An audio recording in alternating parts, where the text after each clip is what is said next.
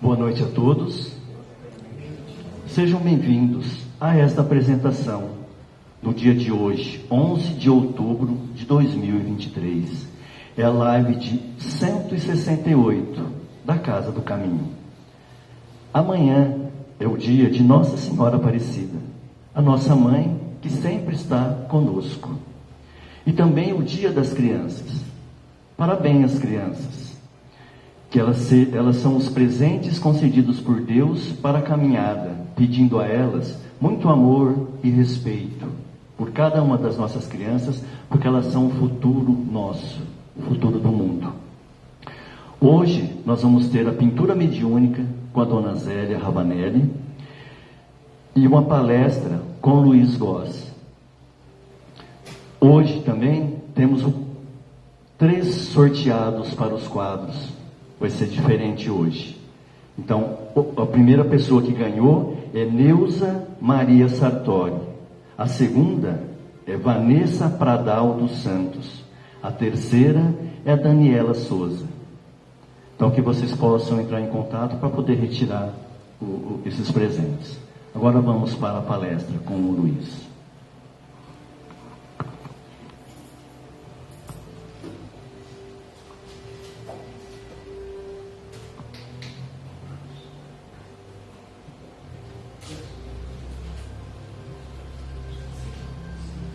Mais uma vez, boa noite a todos. Meu nome, para quem não conhece, é Luiz de Góes. Quero agradecer à casa a oportunidade de estar aqui hoje, compartilhando algumas reflexões com vocês sobre esse trabalho extraordinário. Quero agradecer a Dona Zélia, que não me deixou ficar sossegado em casa. Não há como dizer não a um convite dessa natureza. E antes de nós prosseguirmos, eu gostaria de saber se há alguém que está chegando à casa pela primeira vez. Se há alguém que está tendo contato com a doutrina espírita pela primeira vez. Não. Ou seja, somos familiares. Fazemos parte da grande família. Ok. Psicopictografia ou pintura mediúnica. A rigor, se nós formos realmente na raiz da palavra, psico de psique, psicologia, espírito, e pictos é um caractere específico. Então, a rigor, não traduz o trabalho. Pintura mediúnica. Mas já se tornou comum nós falarmos em psicopictografia, e mais comum ainda, em pintura mediúnica. Pintura mediúnica faz parte da base da codificação espírita? Sim. Ela está descrita em O Livro dos Médiuns, em obras póstumas. Pintura mediúnica é recente. Começou lá com o Gasparetto, fez um trabalho extraordinário, e depois fez as opções dele, que nós devemos respeitar sempre. Mas começou com o Gasparetto? Não. Quem já abriu o Livro dos Espíritos e viu lá em Prolegômenos a cepa, que tem a parte do vinho, o cacho de uva, aquilo lá já é um traço mediúnico. Colocarás no frontispício desta obra esta cepa que nós te indicamos. Kardec desenhou sob a influência do plano espiritual. E lá depois tem a identificação de todos os espíritos que contribuíram para os prolegomas, mas fundamentalmente para toda a codificação espírita. Não foram poucas e foram de todos os níveis. O que é pintura mediúnica? É um trabalho mediúnico. É importante que nós reflitamos um pouco sobre isso. É um acréscimo da misericórdia divina sob, no nosso caso, a liderança do nosso Mestre Jesus, reunindo espíritos de níveis elevados para auxiliar tanto desencarnados como encarnados. É importante nós pensarmos nisso. Cujo fluxo acontece através do médium. Então, é uma corrente de dupla mão. Nós recebemos, sob o comando das equipes espirituais, nós recebemos essas informações, esse amor, essas energias, que fluem, melhor, que vêm do plano espiritual, de pintores, artistas ou não, espíritos que pintam, que podem ser pintores ou não, artistas ou não. É muito comum nós, hoje mesmo, nós vamos ter aqui, né, vários desses pintores renomados. Mas, em todo trabalho mediúnico, só tem pintores renomados que foram conhecidos aqui no nosso planeta? Não. Pelo contrário. Cada vez mais, os trabalhos de pintura mediúnica são utilizados para equilíbrio de desencarnados.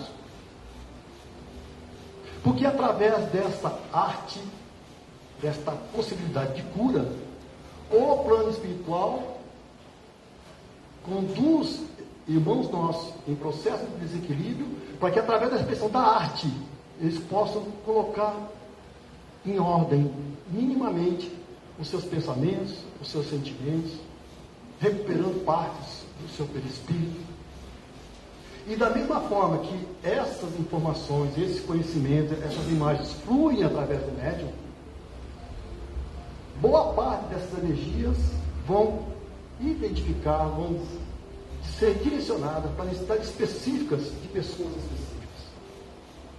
E o plano espiritual utiliza para isso uma série de elementos, de energias, do fluido cósmico universal, das plantas, dos jardins, dos médiuns, do plano espiritual, de seres encarnados, tudo na busca da identificação das energias necessárias para o espírito pintor e para os assistidos, que estão na busca e demonstrar a necessidade desse auxílio. Isso é pintura mediúnica. Então, uma informação interessante de nós fixarmos é que o assistido tanto pode ser o desencarnado quanto o encarnado. O plano espiritual não desperdiça nenhuma oportunidade de servir. O plano espiritual não desperdiça nenhuma oportunidade de alguma forma, contribuir para aqueles que estão necessitados, receberem o condão, o auxílio que venha ao encontro das suas necessidades. Então, essa é a informação que é importante nós guardarmos. E a pintura mediúnica faz parte do conjunto de alternativas de cura.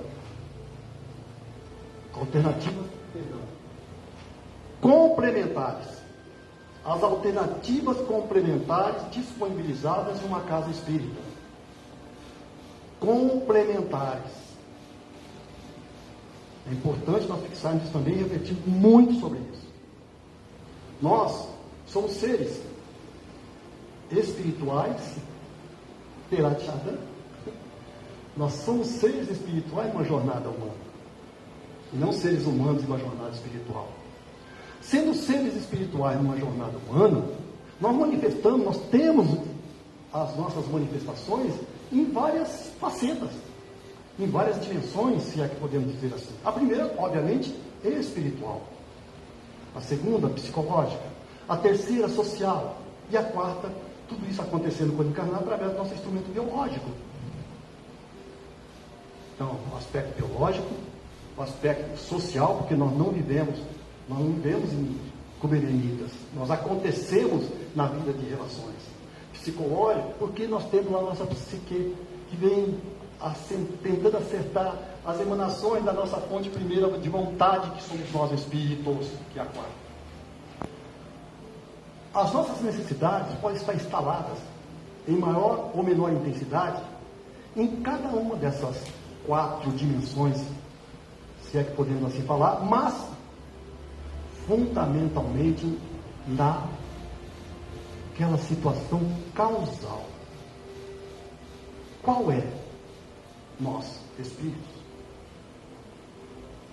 Em nós, espíritos, está a causa dos nossos equilíbrios ou dos nossos desequilíbrios. Quando estamos em equilíbrio, todas as demais refletem esse equilíbrio. Psicologicamente, a nossa vida de relações e o nosso corpo físico. Quando estamos em desequilíbrio, todas essas 4 dimensões, digamos assim, refletem esse desequilíbrio. Porque todas as demais são reflexos, emanações da nossa situação causal, do nosso ser causal, que somos nós espíritos. Então, as nossas dores, estão instaladas no nosso corpo físico. Por quê? O nosso corpo físico, esse instrumento extraordinário de trabalho, ele está sujeito à deterioração. Agora, o sofrimento tem sua causa espiritual, psicológica, e se transforma depois em comportamentos negativos na nossa vida de sociedade. Então, a dor é física, o sofrimento é psicológico, a dor é inevitável, o sofrimento é opcional. E como é que acontece isso? Qual a função dessa dor e desse sofrimento? É um mecanismo que a bondade divina, a justiça divina, coloca à nossa disposição para que nós nos sensibilizemos quanto às necessidades de correção dos nossos rumos. Correção de rumo significa que tem um rumo. Que rumo é esse? Aprender a amar. Aprender a identificar as leis divinas, a vontade divina, o objetivo divino para cada uma das suas criaturas. E qual é esse objetivo? Que sejamos felizes. E por que não estamos felizes ainda? Porque estamos aprendendo. Nós somos espíritos imortais, filhos de Deus, aprendizes da vida. Somos espíritos, somos filhos de Deus, espíritos imortais, aprendizes da vida. Somos constituídos da essência divina, que é indestrutível, daí o nosso caráter de seres imortais. Mas estamos nessa jornada do aprendizado permanente. O aprendizado permanente em relação a quê? A vontade divina para cada um de nós. E essa vontade é constituída pela necessidade de que nós deixemos para trás, gradualmente, a nossa ignorância em relação a nós mesmos. Então, um grande objetivo nosso é o processo do autoconhecimento. Eu citei Confúcio agora há pouco. Citei Teilhard de Chardin agora há pouco. Mas Jesus sintetiza tudo isso. Ratificando o Salmo de Davi, ele afirmou: vós sois deuses. Quando nós estamos imersos nas nossas dificuldades, quando acompanhamos as tragédias que estão aflorando o nosso planeta, hoje, em pleno século XXI, coisas que nós já imaginássemos que estivessem ficando para trás, tem explicação para isso, viu, gente? É difícil entender essa afirmação de Jesus. Mas são os processos de purgação da espécie, de dores coletivas, que têm como objetivo fazer com que nós percebamos os apegos que nos prendem ainda às questões da matéria. Citando alguns exemplos. Nós temos a tendência de buscar sermos privilegiados no nosso existir. Deus é justo. Por princípio, não existem privilégios. Deus nos envia os pacotes de aprendizados compatíveis com a nossa necessidade de aprendizados. Somos diferentes. Fomos criados em momentos diferentes. Passamos por situações diferentes. Exercemos nosso livre-arbítrio de forma diferente. Por conseguinte, temos necessidades diferentes enquanto ao aprendizado das leis divinas. Então nós recebemos os nossos pacotinhos de aprendizados compatíveis com a nossa necessidade específica. Que pacotinhos de aprendizado são esses, meus irmãos e minhas irmãs? a nossa vida, a nossa encarnação. São as experiências que nós trazemos nas nossas programações encarnatórias. E acredite, esse endereço divino, esse correio divino, não é o endereço. Estamos onde, quando e com quem precisamos estar para aprendermos a nos desapegar em termos de ideias, de coisas, de pessoas.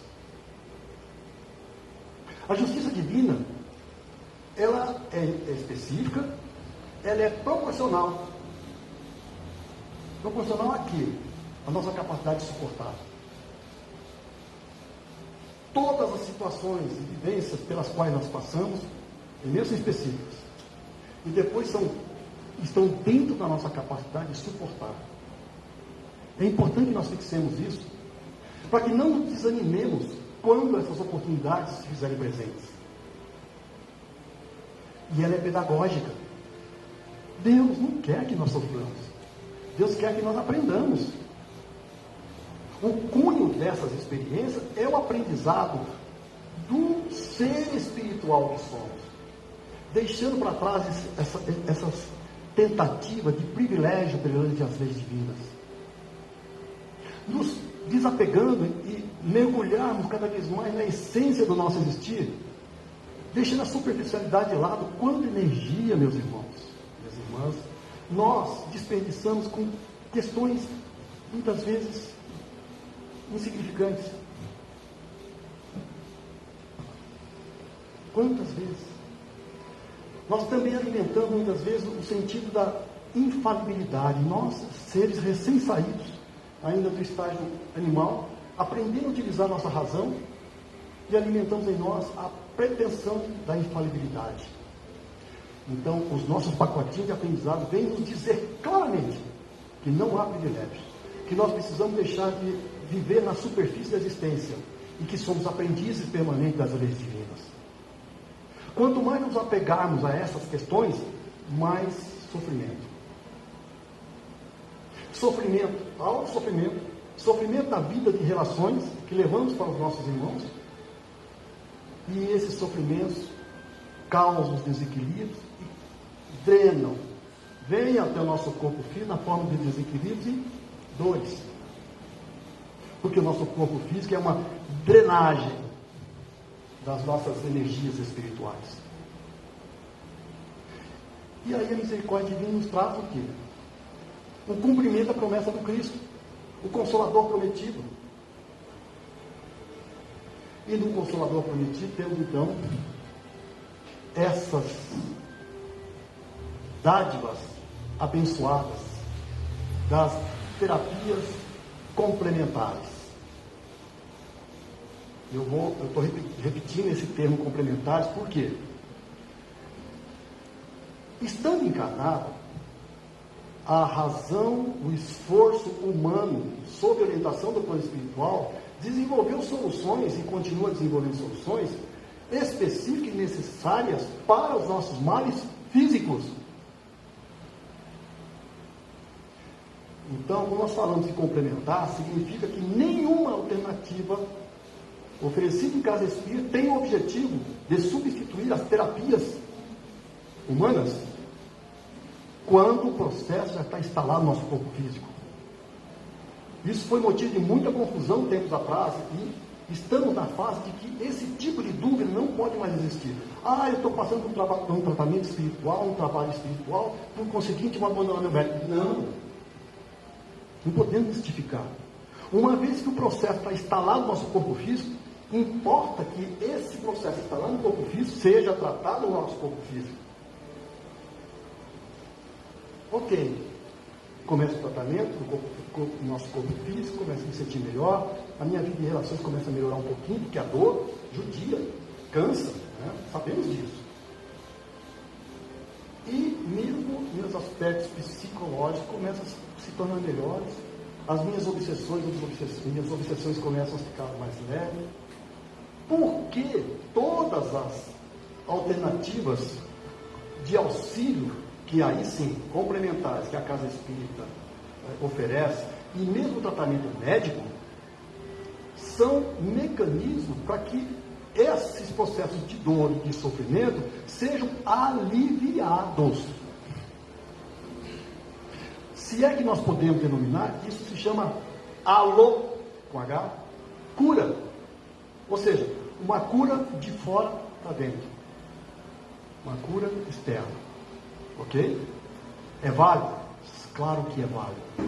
É válido porque tem o condão de restaurar as nossas forças, de restaurar as nossas energias.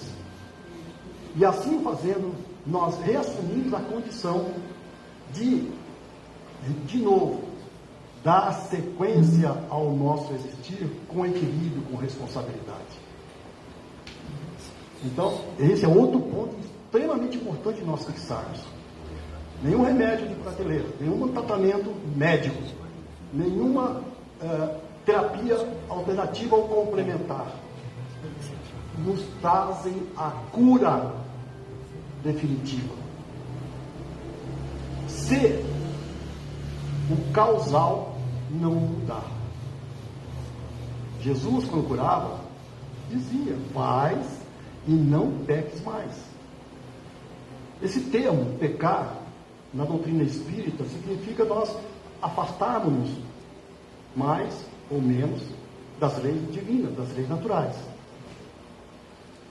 Ou seja, esses processos têm o objetivo de nos fortalecer para que realizemos a verdadeira cura, que é a autocura.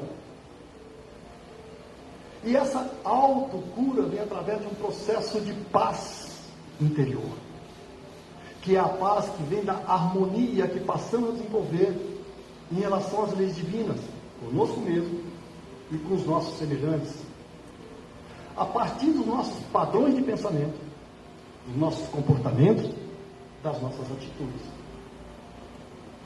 Quando começamos a internalizar os ensinamentos do Cristo, quando começamos a entender e a internalizar os ensinamentos dos Espíritos, e na medida da nossa capacidade colocamos em prática, nós conquistamos níveis mais elevados de paz. E essa paz faz com que nós recebamos, esteja mais receptivo à providência divina, que vem através dessas energias dos planos mais elevados, do plano espiritual, adentrando os nossos centros de força e permitindo um fluxo do fluido vital, limpando os nossos plexos solares, os nossos centros de força, limpando as nossas energias. Quando nós começamos a incorporar esses padrões de pensamento, esses comportamentos, essas atitudes se tornam rotineiros no nosso existir, o equilíbrio está feito, a autocura está feita. E é claro que isso acontece em uma encarnação. Não. Somos espíritos imortais. Uma encarnação, 100 anos que seja, é um nada. Somos espíritos imortais, Deus é eterno. Está clara essa diferença? Deus é eterno, nós somos imortais. Deus não teve começo, não terá fim. Nós somos criados, mas criados a partir de uma essência indestrutível, é o nosso caráter de seres imortais. E dentro da eternidade divina, que acontece fora da dimensão espaço-temporal, Ele nos concede tantas oportunidades quanto delas necessitarmos, para que consigamos fazer a imersão dos nossos atributos essenciais, divinos. Esse é o objetivo da lei do progresso, do processo evolutivo, do despertar do ser. Enquanto isso, precisamos sim desses instrumentos abençoados. Precisamos sim da prece, precisamos sim dos passes, precisamos sim dos tratamentos espirituais, do evangelho no lar. Precisamos sim. Importa que nós estejamos vigilantes e gradualmente assumamos essa condição, assumamos a responsabilidade dessa condução desse processo de autotransformação. Eu vou falar um palavrão aqui, vocês me perdoem, porque senão nós vamos virar dependentes de passe, dependentes de tratamentos espirituais. Há situações que cada um de nós, sem exceção, precisará sim do passe. Precisará sim de um tratamento espiritual, da água fluidificada. Não podemos dispensar o Evangelho no lar. Não podemos, criando as condições para que o plano espiritual possa estar permanentemente fazendo a limpeza energética do nosso lar e insuflando energias positivas, criando ambientes de paz e serenidade. Esses recursos estão à nossa disposição. E alguns deles não precisam de ninguém, a não ser de nós mesmos. Termos essa consciência faz com que nós fortaleçamos em nós esse sentido de urgência na condução do nosso processo de transformação.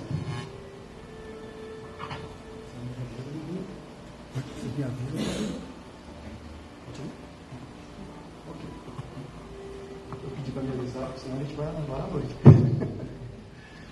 Então, vimos o que é a pintura mediúnica. Vimos que é um processo de dupla mão, plano espiritual para nós encarnados.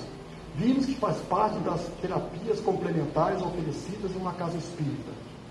Vimos que tudo isso tem como objetivo suavizar as nossas dores e os nossos sofrimentos.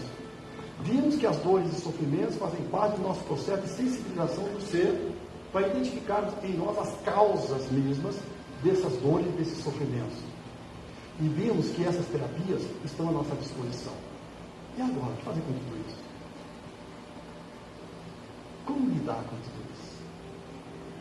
Precisamos conhecer, na medida das nossas capacidades, profundamente essas contribuições. Estudar mais, refletir mais sobre os ensinamentos de Cristo. Estudar e refletir mais sobre a doutrina dos Espíritos. E aqui nós comentamos, não é? Esse aspecto especificamente da pintura mediúnica começou lá durante a codificação.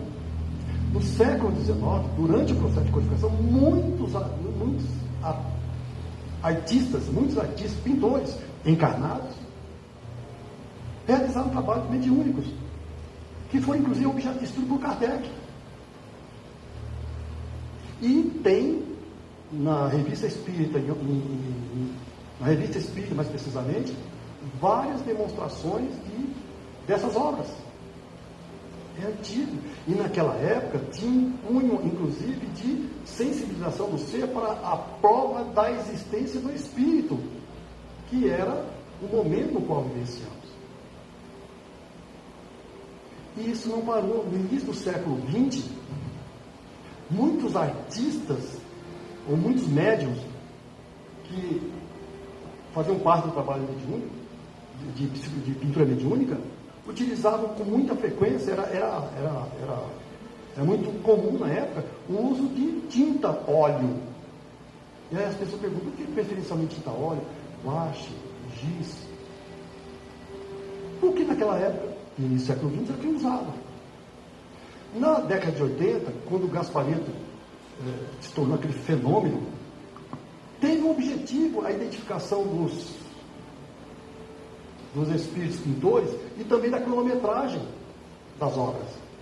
Porque era um meio de provar a existência do espírito. Como é que um ser humano poderia desenvolver obras em tão pouco tempo, muitas vezes em apresentação 3D?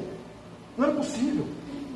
Então tinha um cunho de prova, não só pelo aspecto estético, mas também de prova de que havia sim uma comunicação espiritual ali acontecendo. Esse período também passou. O que é cada vez mais comum, e o Brasil, coração do mundo, pátria do Evangelho, vem trazendo isso com muita força. A integração da pintura mediúnica dentro das terapias complementares da casa espírita. E com isso, algumas coisas também mudaram. A forma, e isso é óbvio, mas a forma como cada um de nós vê uma obra, é claro que impacta diretamente e de forma diferente a cada um de nós, em função das nossas necessidades específicas. E caiu, ao longo desse tempo, aquela preocupação com estética. Cada vez mais, as energias que estão impregnadas nessas obras, repito, que vieram do plano espiritual, utilizando muitas vezes recursos da natureza, recursos do plano espiritual, claro, sempre, recursos dos médiuns, impregnando as obras, as energias necessárias para o atendimento de cada uma das pessoas presentes. Então, a pintura mediúnica nos nossos dias atuais, ela está cada vez mais inserida dentro desse leque de opções para as terapias complementares que uma casa espírita oferece, descartando um pouco as suas origens. Porque as origens tinham objetivos específicos que foram atingidos. Ninguém mais duvida que numa pintura mediúnica, vejam, o animismo sempre vai existir. É impossível não existir. Sempre vai existir a presença do médium, não tem como não, exceto em casos extremamente mecânicos, que cada vez é menos comum. Então, assim como acontece na psicografia, na psicofonia, o médium está ali presente e ele tem essa responsabilidade. Isso é outro aspecto. Quanto mais o médium desenvolve a sua mediunidade, desenvolve o seu aspecto moral, mais fielmente ele traz para as obras a intenção dos Espíritos. Mais fielmente ele traz para as obras aquela cota de energia necessária ao atendimento dos necessitados do plano espiritual e do plano encarnado. Dito isso, nós temos alguns minutos ainda. Dúvidas? Vamos abrir para perguntas? Luiz. Diga. Claro.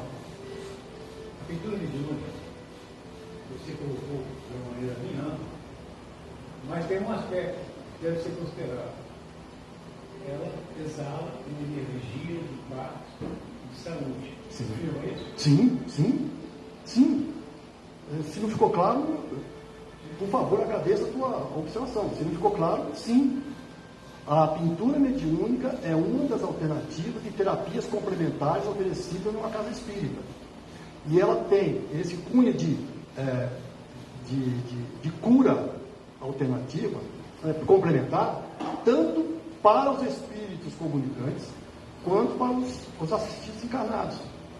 Então, é muito comum as pessoas perguntarem, tá, mas quanto tempo eu devo ficar com uma pintura, com um quadro, ou com aqueles crayon, né? Quanto tempo? Varia de acordo com a pessoa. Mas antes dessa questão do tempo, nessas imagens, nessas cores, nessa tela, os espíritos, sim, no seu trabalho, impregnam energias compatíveis com o atendimento às necessidades de cada assistido. Onde colocar em casa? Isso é importante. As pessoas às vezes ficam com essa dúvida. Onde eu devo colocar o meu quadro? Porque agora já é meu, né? Me apropriei. Preferencialmente, onde eles dormem. Bom, eu tenho onde eu durmo, eu tenho onde eu trabalho, no meu escritório. Preferencialmente onde dorme. Que pode ser um quarto dormir, pode ser uma sala, pode ser, enfim, mas na tua casa, obviamente. Por quanto tempo? O tempo que você sentir. Eu tenho quadros comigo, algumas décadas. Porque eu olho aquelas imagens, a mensagem que me foi trazida, aquelas cores, aquele movimento todo, ainda hoje me diz respeito. E aí a gente nutre um sentimento de gratidão pelo auxílio que nos foi e continua sendo dado. Porque nós também alimentamos essas energias. De que forma? Sendo receptivos. Porque de nada adianta. Eu preciso falar isso. Nós recebemos uma dádiva. Nós recebemos uma bênção. Então eu preciso manter o meu sentimento de receptividade para que essa providência que chega até nós seja eficaz. Porque se for indiferença, eu mantiver a indiferença, e se eu não me propor a mudar os meus padrões de pensamentos, comportamentos e atitudes, a eficiência e eficácia desse benefício será mínima. Respondi, Cláudio? Mais alguma, gente? Aproveite, porque senão se a gente voltar a falar aqui, ó. Explica como que é o animismo. Animismo. Alguém não sabe o que é animismo aqui? Não. Uma coisa que nós não sabemos. Animismo. Ânima de alma, né?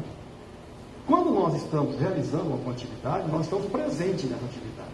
Um trabalho mediúnico, médium significa ser intermediário. Especificamente, médium é espírita, que coloca a sua mediunidade a serviço de Jesus, ser intermediário do plano espiritual para o mundo encarnado. E essa intermediação acontece de N formas. Psicografia, psicofonia, efeitos físicos, psicometria nem tanto, mas a pintura mediúnica, psicografia já falei, psicofonia já falei, vidência do médium, enfim, é através dele, médium, intermediário, que o plano espiritual se manifesta. Mas nós não somos como um duto da Tigre, de alta capacidade, onde a água flui naturalmente. Esse fluxo de energia que vem do plano espiritual vai encontrando em nós as nossas limitações, as nossas disposições, as nossas deficiências. E essa energia nem sempre chega purificada no sentido de fiel à sua origem. É um processo de comunicação onde tem um emissor e um receptor.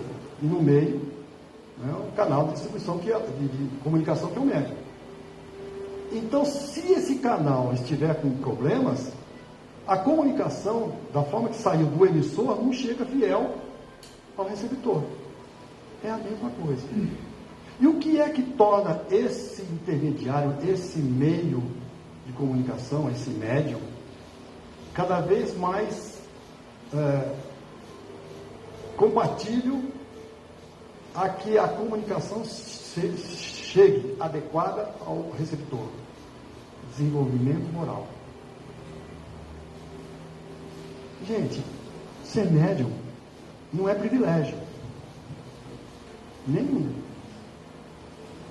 Mediunidade é tarefa, é responsabilidade, é oportunidade abençoada de colocar a serviço do próximo. Essa forma que nos foi trazida, para que em assim o fazendo nós corrijamos os nossos defeitos, as nossas deficiências, aprendendo a amar. Ser médium é desenvolver em nós cada vez mais o desapego, a humildade. E quando assim o fazemos, começamos a experimentar a alegria do servir. Porque temos e desenvolvemos a consciência de que nós não estamos aqui em benefício próprio.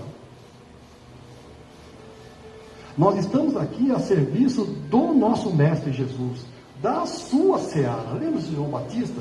Importa que eu diminua para que ele cresça? Todo médium que cai na armadilha do orgulho, da vaidade, corre o risco de se tornar presa de processos obsessivos profundos.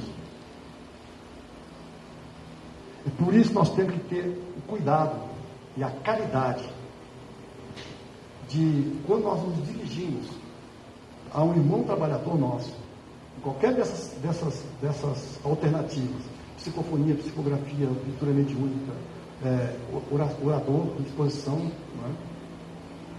Nós deixarmos os elogios de lado, porque em última instância, quem merece as palmas é o nosso Mestre Jesus, a obra é dele. Nós somos meros, quando muito esforçados trabalhadores da doutrina. Eu me lembro que Paulo, quando estava saindo de Jerusalém em direção a Roma, já na última fase do seu apostolado, Pedro e uma série de israelitas se uniram ali na praia e choravam a sua partida. E Lucas, vendo aquilo, disse: nunca vi tanta expressão de amor. Escreverei o quanto fostes amados, foste amado. Lucas falou isso para Paulo. E Paulo ouviu, eu não vou lembrar as palavras, porque faz tempo que eu li, está em Paulo e Estevão, aquele livro extraordinário de Emmanuel. Mas foi mais ou menos assim: não, Lucas, não legues para a posteridade fantasias. Diga o quanto eu padeci, diga o quanto eu fui apedrejado, e por aí foi falando. E aí disse, em últimas palavras: todo elogio, todo condão é do nosso Mestre Jesus, pois ele preencheu o vácuo da minha existência. Basta lembrar da máscara. Jesus preenche o vácuo da nossa existência, porque gradualmente nós vamos deixando a vacuidade egóica. Eu vou terminar, depois a gente volta. E começamos a sentir a plenitude do amor. Vacuidade egóica, santo Deus, que é isso? É a nossa herança primitiva, que nós estamos aprendendo o que significa ainda esse ego, esse instinto de sobrevivência sofisticado, que nós herdamos do nosso primitivismo, da nossa fase ainda animal, deixando isso de lado. Esse primitivismo egóico que nos faz com que nós alimentamos aquele sentido de privilégio, de superficialidade, de infalibilidade. E com isso nós vivemos o quê? Num castelo vazio. Daí essa imagem de vacuidade, vácuo, solidão egóica. E à medida que nós vamos rompendo essas barreiras, rompendo essas arestas todas desse castelinho egóico, nós vamos descobrindo o outro. Nós vamos desenvolver a capacidade de empatia e descobrimos o óbvio, aquilo que nós dissemos agora há pouco: somos diferentes. Só relembrando, porque fomos criados em momentos diferentes, passamos por situações diferentes, exercemos nosso livre-arbítrio diferente, somos diferentes. Embora essencialmente sejamos filhos de Deus, somos diferentes. E ao perceber essa obviedade, nós aprendemos a desenvolver a tolerância. Um termo que a dona Zélia gosta muito, a alteridade. E quando assim o percebemos, quando desenvolvemos a empatia, começamos a descobrir no outro que ele tem sonhos também, frustrações, fortalezas, fraquezas. E gradualmente começamos a desenvolver em nós um sentimento de compaixão. Colocando no lugar do outro, desenvolvemos compaixão, e o próximo passo é a ação, o exercício da misericórdia.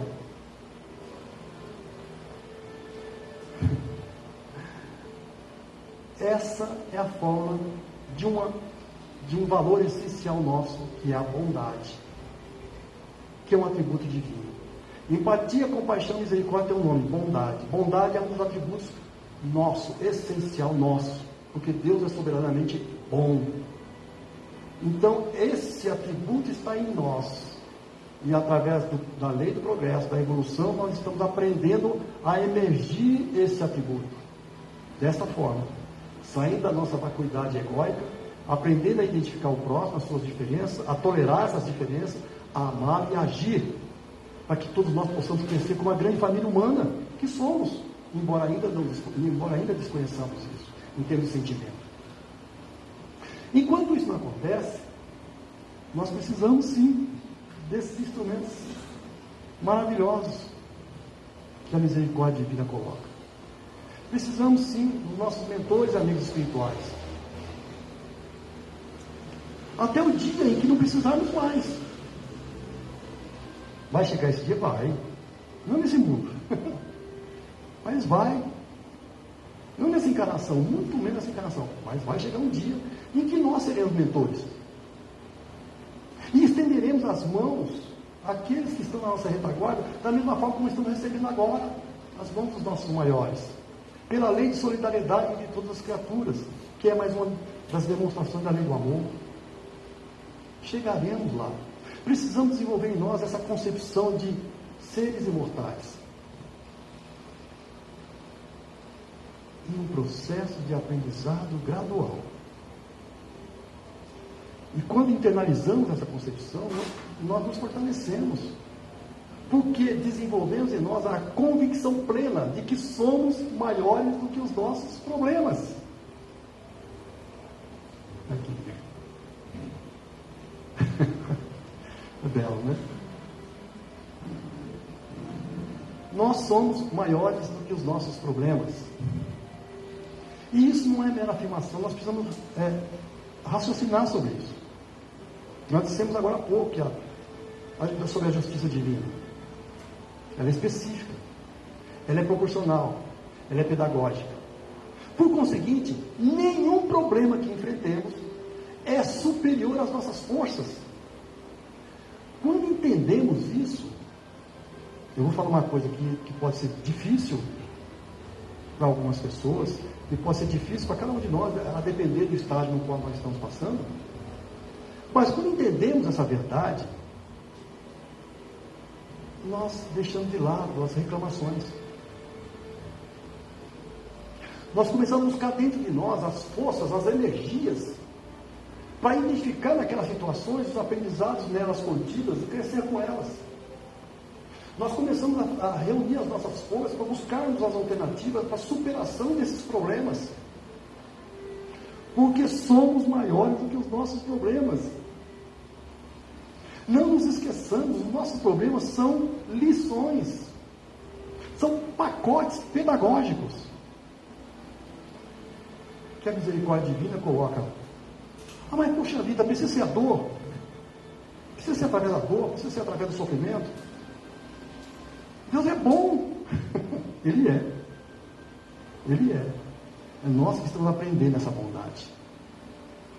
Enquanto estivermos reclusos no nosso castelinho egóico, nós queremos que Ele resolva os nossos problemas.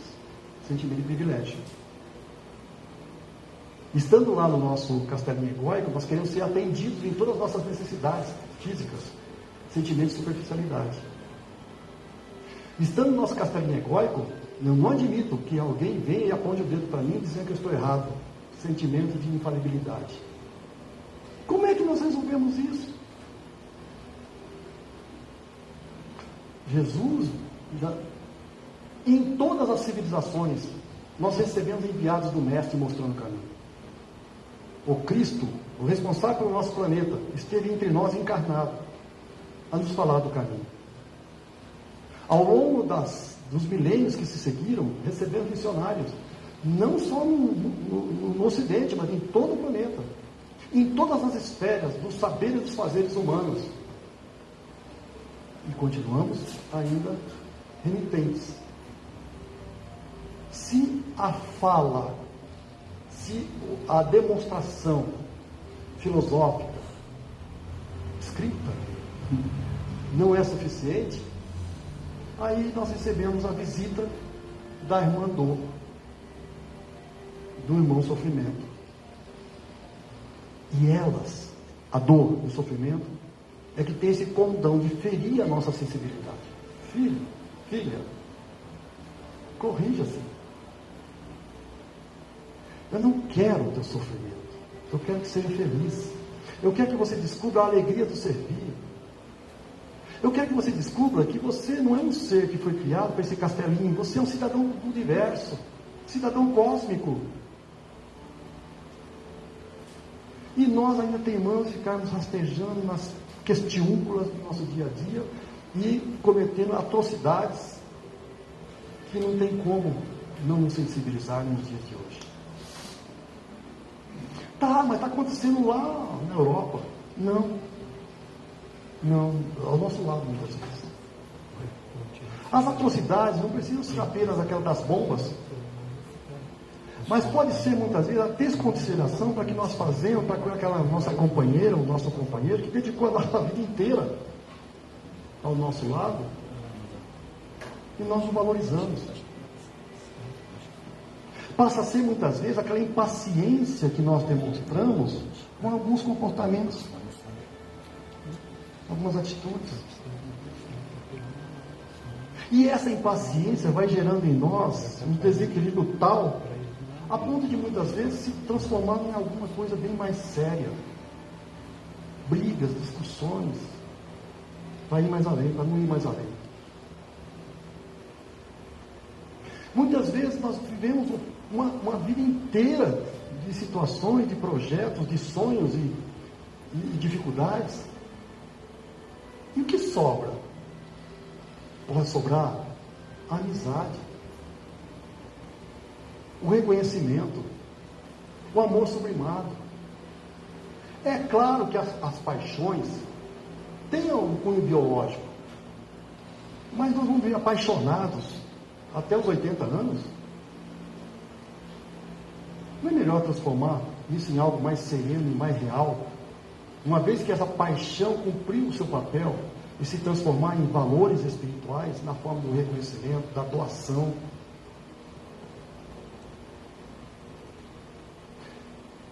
Eliminar as nossas ilusões. As paixões, via de regra, estão focadas em aspecto biológico, sim, que é a sua função biológica, de reprodução e constituição da espécie, sim, não é? Mas depois que ela passa, o que fica? Se nós não conseguirmos trabalhar aqueles aspectos da infalibilidade, da superficialidade, do privilégio, a vida se transforma, num umbral em 4 paredes.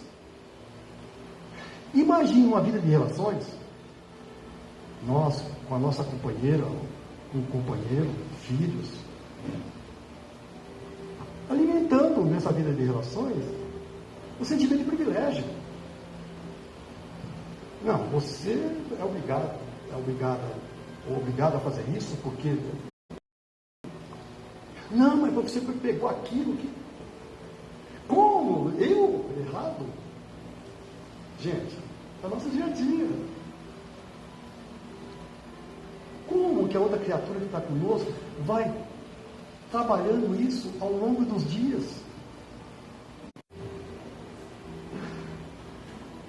Não custa. Somos diferentes. Ela tem os gostos dela, eu tenho os meus. Respeitemos essas diferenças. Aquela história de unidos, como que é? Um só corpo e uma só carne, esquece. Não é isso. Nós nos unimos para nos complementarmos, para fortalecermos os nossos talentos. Crescemos enquanto indivíduos dentro de um universo de complementariedade. Aí sim. Mas se nós nos mantivermos no nosso castelinho egóico lá, o que acontece? 2 castelinhos, aquilo vira uma ducha fria, que muitas vezes permanece por décadas, por encarnações, porque viemos para cá para corrigir isso. Corrigimos. Importa que tenhamos essa consciência e corrijamos o que estiver ao nosso alcance, por enquanto. Enquanto isso, de novo, utilizemos desse arcabouço maravilhoso que o plano espiritual coloca à nossa disposição. Deixa eu fazer a leitura. Então, depois que nós fizemos esses comentários, a dona Zé me deu um folheto aqui, uma informação interessante que, olha, eu desconhecia, aprendendo sempre, que alguns desses artistas, atores, pintores, têm linhas específicas de atuação. Olha, Toulouse-Lautrec trabalha em benefício dos alcoólatras. Modigliani com suicidas e viciados. Picasso com os fumantes. Van Gogh com pacientes psiquiátricos e depressivos. Assim, os trabalhos adquirem um aspecto de cura, inclusive tratando processos obsessivos. Ou seja, esses espíritos se dedicaram a uma área específica de patologias espirituais e humanas. Interessante isso. A propósito, tem algumas comunicações que dizem que Van Gogh não se suicidou, viu, gente? Ele foi um esquizofrênico, né? Mas dizem, correm, que ele, numa crise de esquizofrenia, ele se suicidou. E parece que isso não é verdadeiro. Parece que foi um acidente de alguns jovenzinhos que estavam por lá e acidentalmente acertaram um tiro nele. Só para corrigir algumas informações que me chegam. Então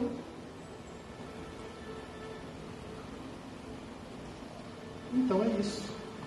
E Leon Denis, tem mais um aqui. Segundo Leon Denis, é um espírita, é um livro dele, assim, ó, a gente lê em fôlego. Os estudiosos do oculto, para nós não é mais oculto, né? Sabem que uma onda de ideias, de formas, de imagens, aflui sem cessar do mundo invisível sobre a humanidade. A maioria dos escritores, artistas, poetas e inventores conhecem estas poderosas correntes que vêm fecundar seu cérebro. Uma corrente de forças e de pensamentos agita-se e rola à nossa volta, procurando penetrar nos cérebros humanos dispostos a recebê-los e traduzi-los à medida de suas capacidades. É muito bonito isso. Não nos esqueçamos que nós somos uma espécie de antena omnidirecional. Se quiser fazer o encerramento. Tá ok. Não nos esqueçamos que nós somos antenas omnidirecionais de alto ganho. Nós estamos imersos em um oceano de energias. Eu sempre costumo dizer assim, citar o exemplo do rádio e da televisão. E agora cada vez mais dos nossos celulares, né? Nós estamos sendo bombardeados por ondas de energia. Aqui e agora, nesse momento, o tempo todo. Com quais ondas de energias nós sintonizamos? Bom, se utilizar os nossos celulares, rádio ou televisão, nós fazemos as escolhas. Pensamentos é a mesma coisa. Nós escolhemos com quais ondas de pensamento nós vamos nos sintonizar. E aí importa que estejamos vigilantes, para sabermos o que aquela onda de pensamento desperta em nós. Se for simplesmente sentimentos de paz, de harmonia, que venha. Se for de inquietude, estando vigilando, oremos para nos fortalecermos, elevarmos nosso padrão vibratório e deixar essas ondas passarem. Então, o aviso do nosso Mestre Jesus tem, sim, como tudo que ele diz, um significado profundo da vigilância e a função da prece. Aliás, eu lembrei de Foucault, se não me engano, que diz que o preço da liberdade é a eterna vigilância. Então, se nós quisermos nos mantermos livres de influências negativas, de padrões de pensamento negativos próprios, de comportamentos negativos, de atitudes negativas, sejamos sempre vigilantes. E dentro dessa vigilância, eu peço a vocês então que me acompanhem mentalmente. Deus, nosso Pai, que sois todo o poder de bondade, dai forças àquele que passa pela provação, dai a luz àquele que procura a verdade, ponde no coração do homem a compaixão e a caridade. Deus, dai ao viajor a estrela guia, ao aflito a consolação, ao doente repouso. Pai, dai ao culpado o arrependimento, ao espírito a verdade, a criança o guia, ao órfão o Pai. Senhor, que a vossa bondade se estenda sobre tudo o que criastes. Piedade, Senhor, para aqueles que não vos conhecem. Esperança para aqueles que sofrem. Que a vossa bondade permita aos Espíritos Consoladores derramarem por toda parte a paz, a esperança e a fé. Deus, um raio, uma faísca do vosso amor pode abrasar a terra. Deixai-nos beber nas fontes desta bondade fecunda e infinita. e todas as lágrimas secarão, todas as dores acalmar-se-ão. Um só coração, um só pensamento subirá até vós como um grito de reconhecimento e de amor. Com Moisés sobre a montanha, nós vos esperamos com os braços abertos. Ó poder, ó bondade, ó beleza, ó perfeição, e queremos de alguma sorte alcançar a vossa misericórdia. Deus, dai-nos a força de auxiliarmos o progresso, a fim de subirmos até vós. Dai-nos a caridade pura, dai-nos a fé e a razão, dai-nos a simplicidade que fará de nossas almas o espelho, onde se refletirá a vossa divina imagem. Que assim seja, Senhor. Graças a Deus.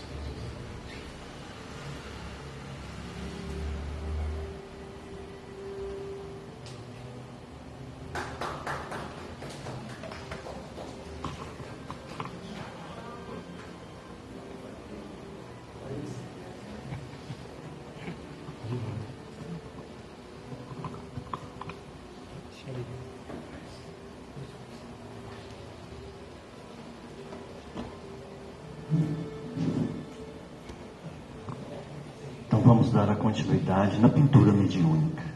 Acompanhe.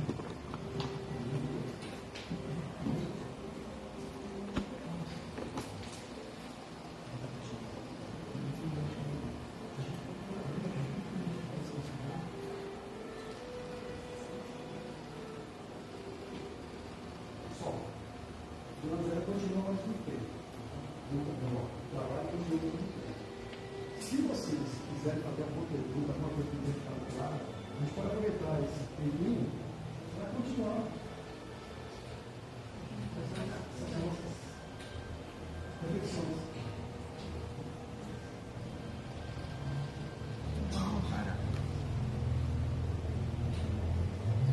Dúvidas, se alguma for uma dúvida, algo que não está muito claro.